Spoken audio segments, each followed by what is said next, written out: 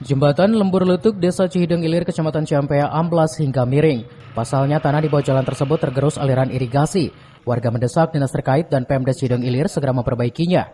Pasalnya amblasnya jembatan mengancam keselamatan para pengguna jalan. Pasca diterjang hujan deras dan aliran irigasi Cihideng Letik, Desa Cihideng Ilir, Kecamatan Ciampea menggerus tanah dan mengakibatkan amblasnya jembatan hingga kemiringan yang membahayakan para pengguna jalan.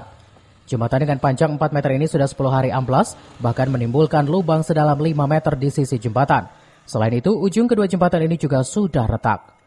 Dengan peralatan seadanya, warga sekitar menambal jembatan dengan puluhan karung berisi tanah maupun puing-puing. Sementara itu, jembatan diberikan tiang bambu agar tidak terjadi ambruk. Jembatan dan jalan Lembur Letik ini sebagai jalur alternatif bagi para pengguna jalan. Selanjutnya, warga berjaga di jembatan tersebut agar pengguna jalan berhati-hati melintasi jembatan ini. Pasalnya, keselamatan para pengguna jalan terancam saat melintasinya. Warga berharap dinas terkait terutama Pemda Cihideng Ilir segera memperbaikinya. Karena jalan tersebut sangat dibutuhkan sekali oleh masyarakat yang berkaitan dengan masalah transportasi ya.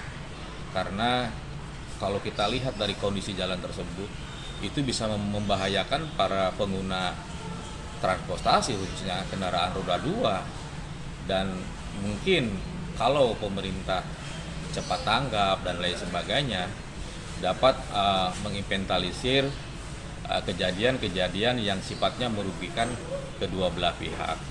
Oleh karena itu, saya berterima kasih kepada masyarakat, khususnya warga yang ada di lingkungan setempat yang telah bahu-membahu ya bekerja bakti dengan memasang bambu, dengan menguruk karung.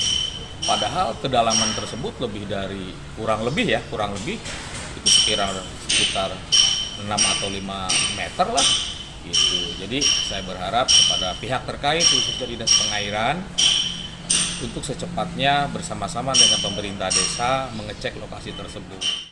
Dari Ciampea, Kabupaten Bogor, Iman Abdurrahman melaporkan.